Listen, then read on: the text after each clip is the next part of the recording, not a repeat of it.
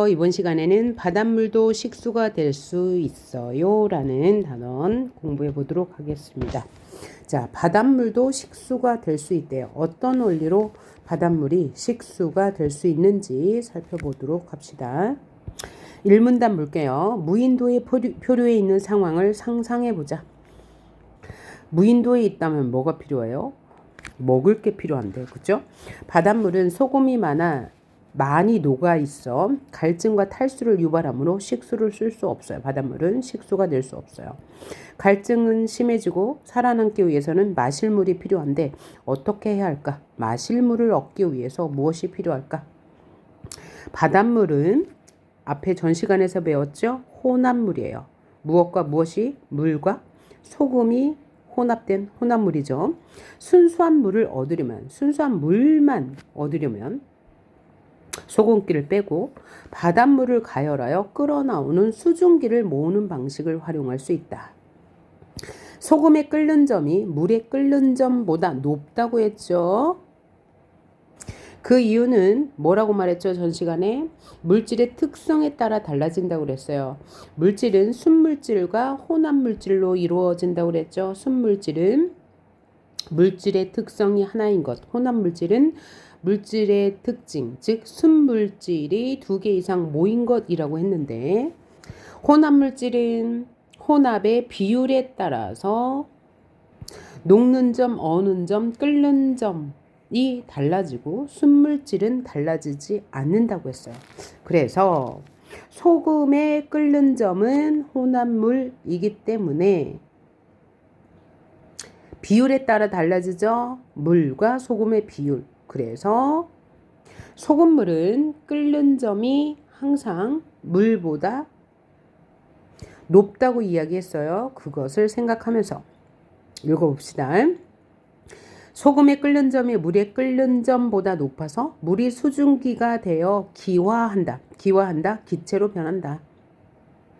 기체는 수증기와 같이 잡히지 않는 것이죠. 기화하는 동안 소금은 기화하지 않는데요. 물이 기화하는 동안 소금은 기화하지 않아. 왜? 소금은 끓는 점이 높기 때문에. 그래서 끓는 점 차이를 이용한 것이 순수한 물을 얻는 방법이래요. 끓는 점이 차이가 있어 소금물과 순물질, 즉 물은. 이처럼 액체 상태의 혼합물을 가열할 때 끓어오르는 기체를 냉각하여 순수한 액체를 얻는 방법을 증류라고 한다. 그러니까 증류는 뭐예요? 액체 상태의 혼합물을 가열해서 끓어오르는 기체를 냉각한 것인데, 바닷물을 끓여서 그 끓어오르는 기체를 냉각하면 물을 얻을 수 있다 이 얘기죠. 그래서 이 증류의 방식을 활용하면 바닷물에서 소금물을 뺀 순수한 물만 얻을 수 있다고 말했어요.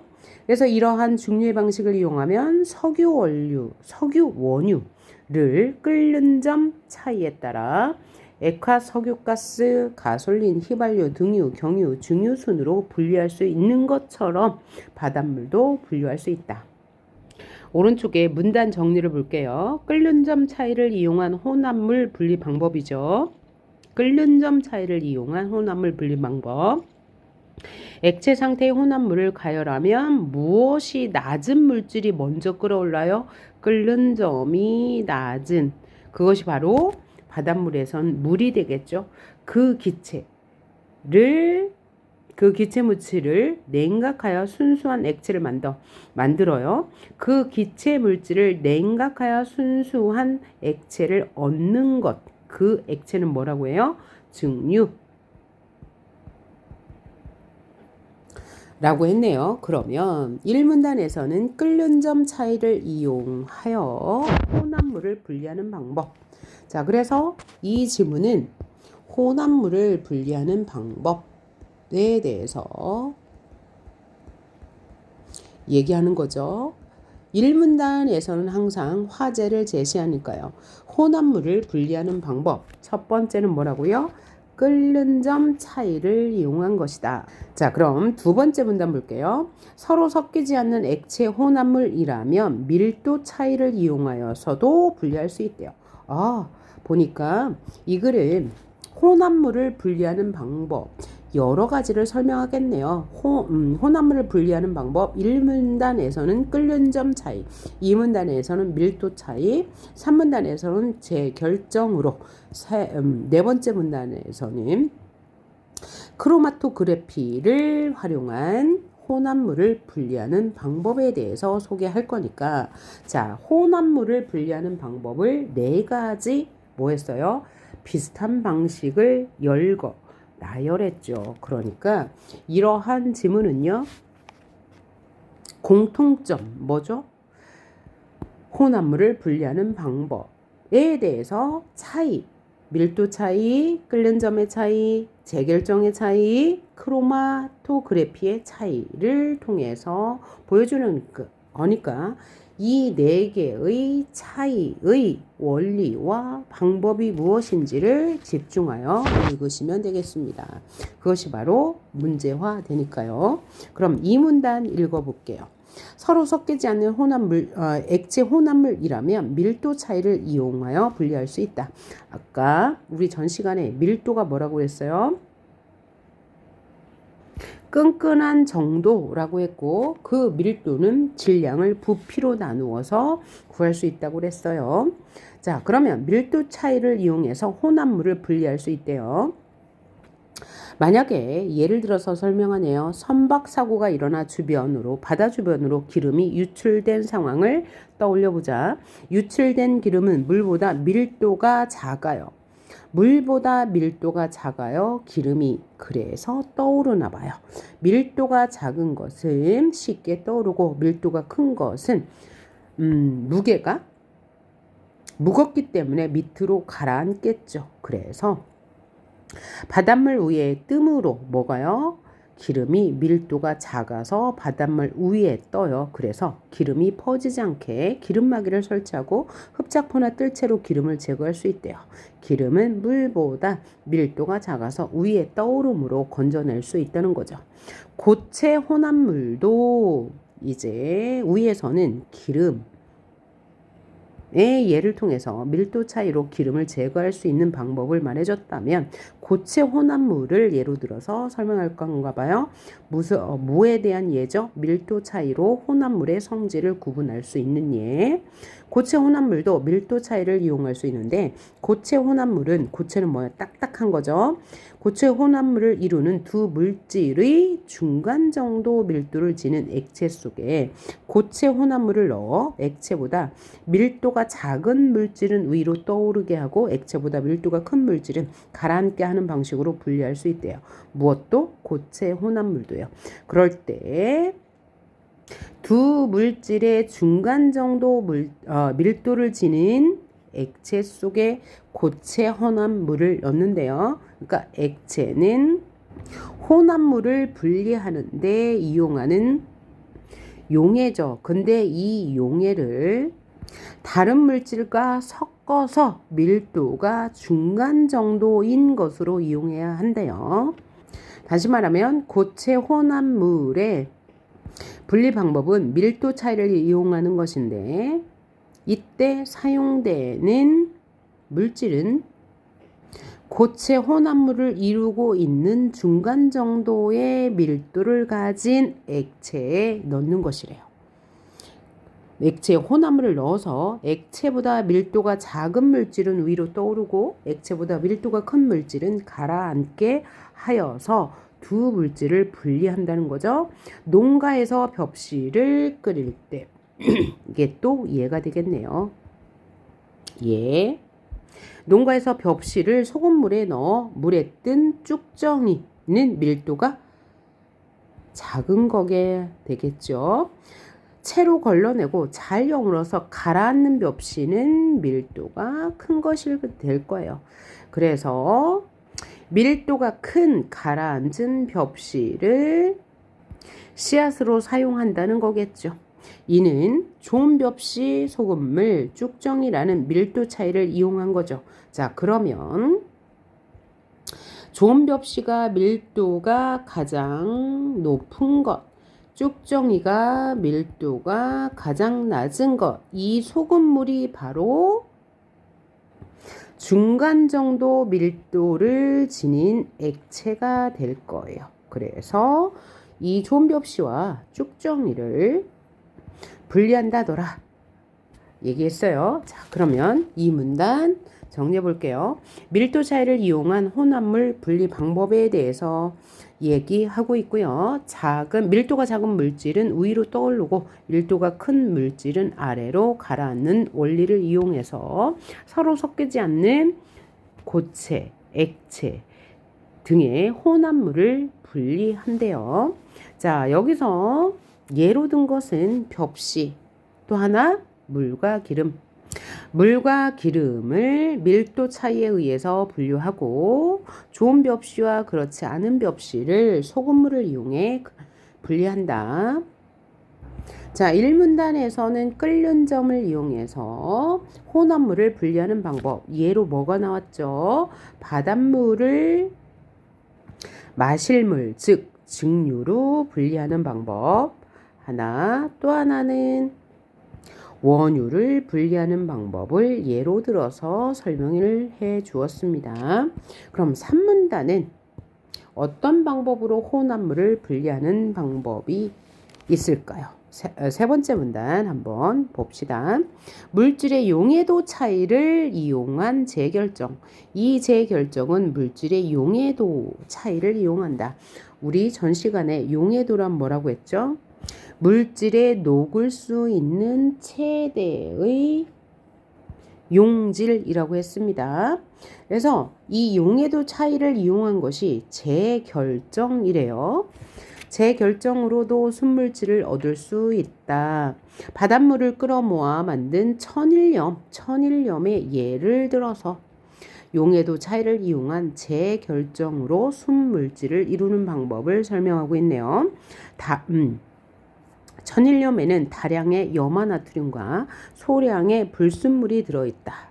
그러면 염화나트륨을 얻기 위해서 불순물을 제거하겠네요. 이 일을 뜨거운 물에 모두 녹인 후에 식히면 불순물은 그대로 용액 속에 녹아있고 용해도 차이가 큰 염화나트륨만 분리되어서 순수한 소금이 만들어진다. 이처럼 불순물이 포함된 고체 혼합물을 높은 온도의 용매에 녹인 다음, 용매가 뭐라고요? 물. 녹인 다음에 용액의 온도를 서서히 낮추어 순도 높은 결정을 얻는 것을 재결정이라고 하네요. 그래서 이 재결정을 어떤 방법으로 얻는다고요? 용해도 차이로 얻는데요. 재결정이라는 것은 용액의 온도를 서서히 낮추어서 순도 높은 결정을 얻는 방법을 재결정이라고 하는데 여기에 이용되는 것이 용해도 차이다. 예를 들어 뭐를? 천일염을 얻는 방법을 소개하고 있는데 천일염을 얻으려면 염화나트륨을 얻는 건데 이 염화나트륨에는 불순물이 섞여 있어. 그래서 불순물을 제거하기 위해서 뜨거운 물에 녹인 후에 식히면 되는데 불순물은 물 속에 그대로 남아 있고 용해도 차이가 큰 염화나트륨은 분리할 수 있다. 그래서 이것을 뭐라고 한다? 재결정.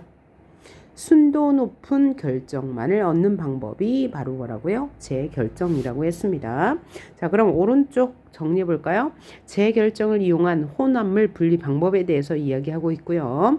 불순물이 포함된 고체 혼합물을 녹인 후 용액의 무엇을 서서히 낮춰요? 온도를 서서히 낮추어서 순도 높은 결정을 얻는 방법.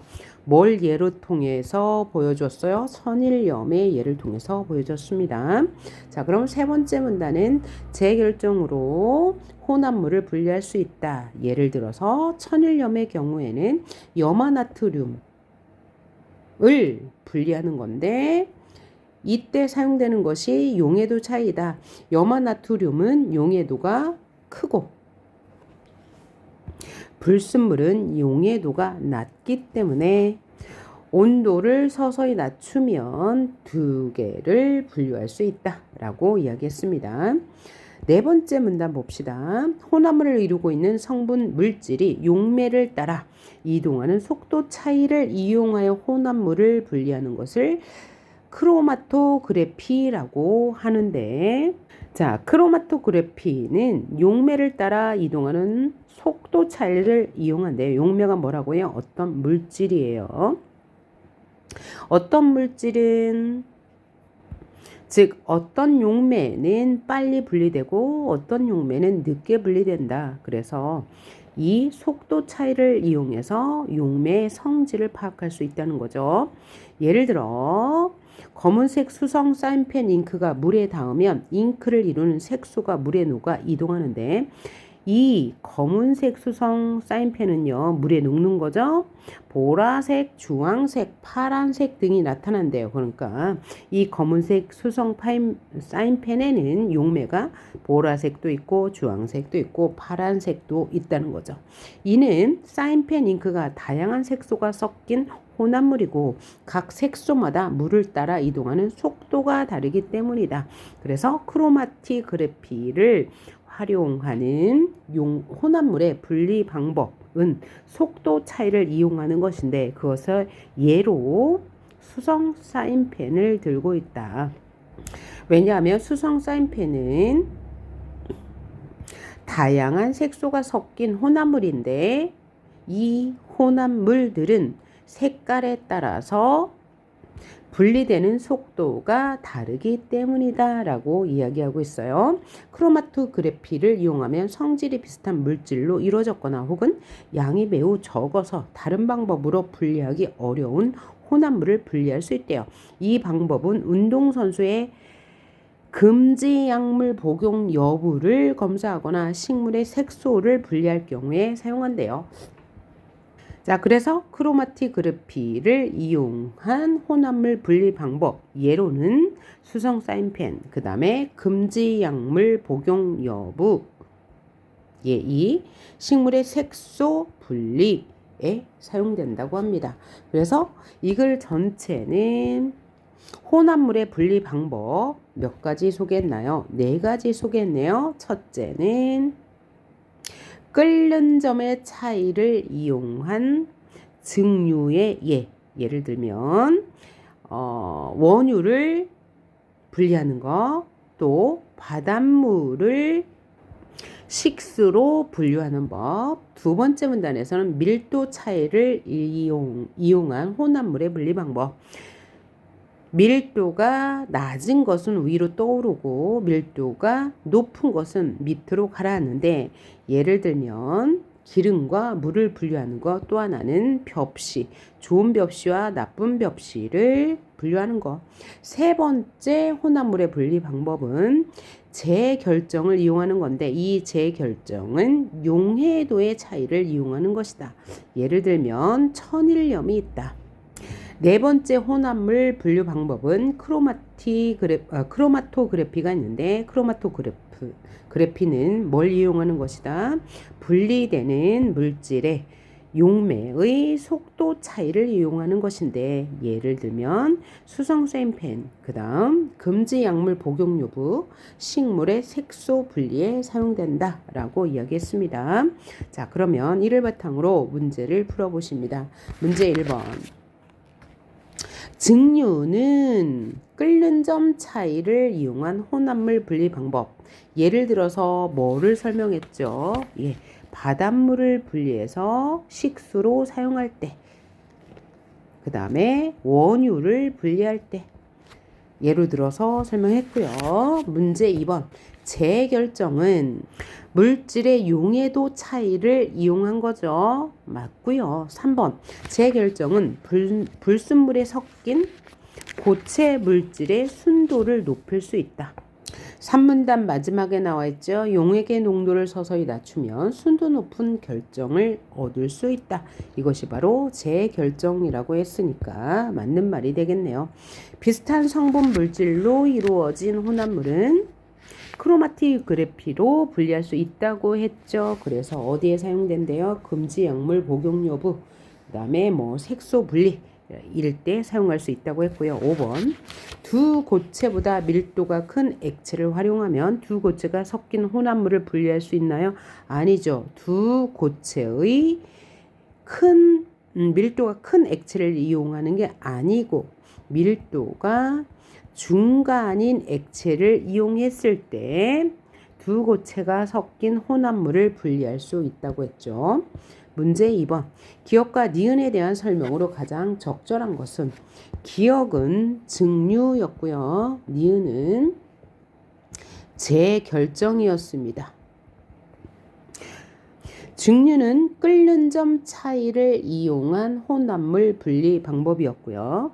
재결정은 용해도의 차이를 이용한 혼합물 분리 방법이었습니다.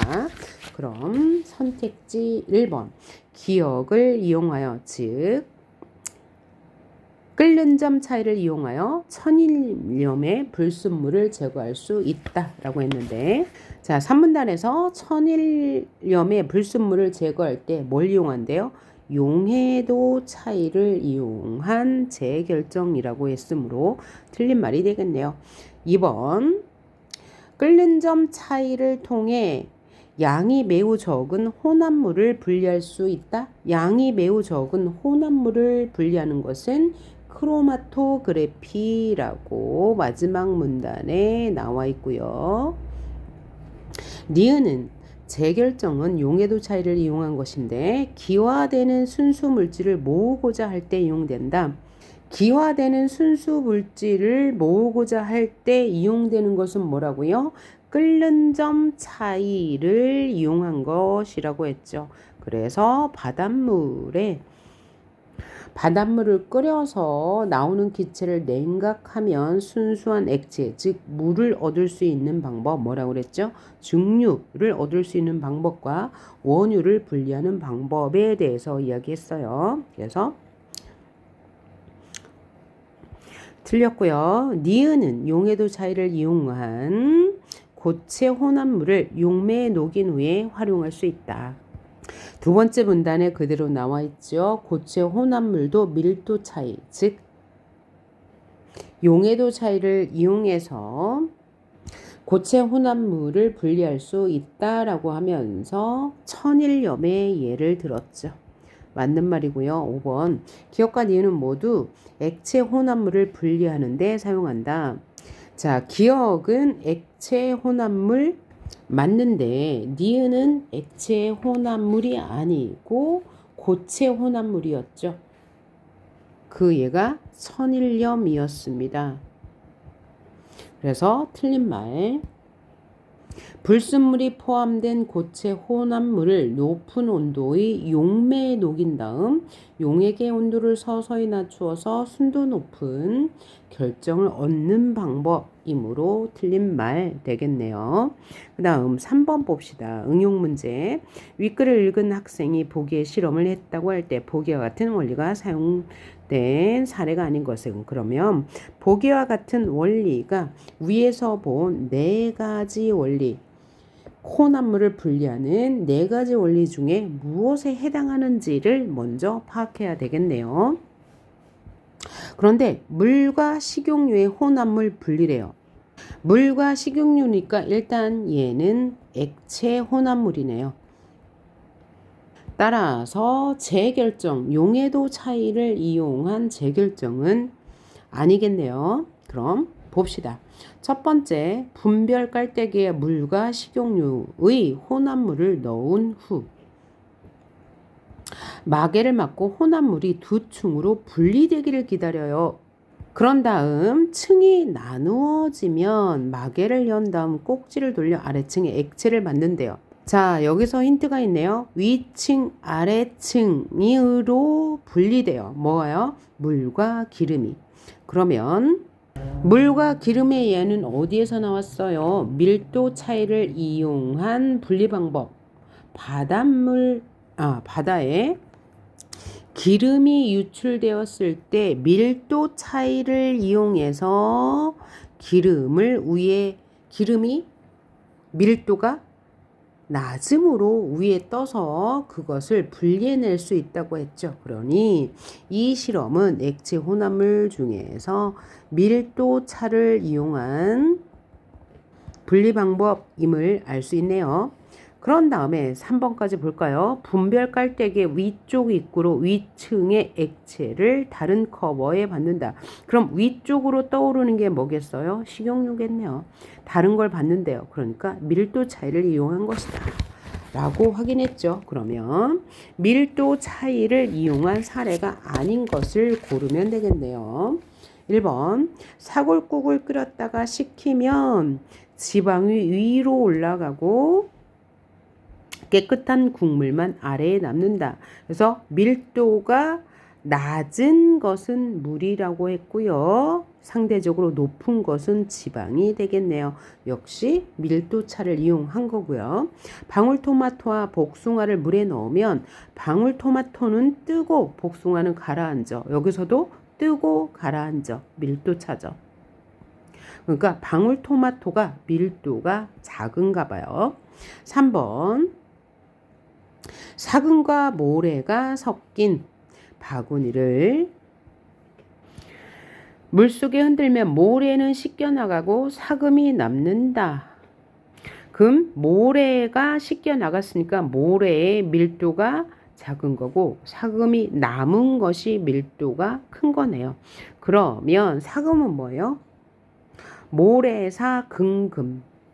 모래 속에 섞인 금을 사금이라고 합니다. 역시 밀도 차이를 이용해서 두 물질을 분리하는 방법이네요. 4번 탁한 수를 가열하여 물보다 먼저 기체가 되는 에틸 알코올을 모아 맑은 수를 담는다. 이건 무엇의 원리를 이용한 거죠? 1문단에 나왔죠. 바닷물을 가열하여 기체가 나오면 그 기체를 냉각하여 순수한 액체를 넣는 건 뭐예요? 증류. 증류는 끓는 점을 이용한 거죠. 5번 키에 곡식을 담아 키질을 하면 키가 뭔 줄 알아요? 이렇게 위로 들썩들썩 하면 쭉정이는 날아가요. 왜요? 밀도가 낮기 때문에. 하지만 흙이나 모래는 키 안쪽에 남는데요. 이것은 밀도가 높기 때문에 남는 거죠. 이것도 밀도 차이를 이용한 거죠. 자, 그래서 다음 쪽에 보면 혼합물의 분리 방법, 끓는 점의 차이를 이용한 것, 밀도차를 이용한 것, 재결정, 크로마토그래피를 이용한 것. 여기 써놓을 수 있겠죠. 여기를 써놓으면서 내용을 한 번 더 정리하시고 밑에 나오는 가로 문제와 OX를 풀면서 내용 한번 이해해 주시길 바랍니다. 자, 그러면 다음 시간에 또 뵙겠습니다. 수고하셨습니다.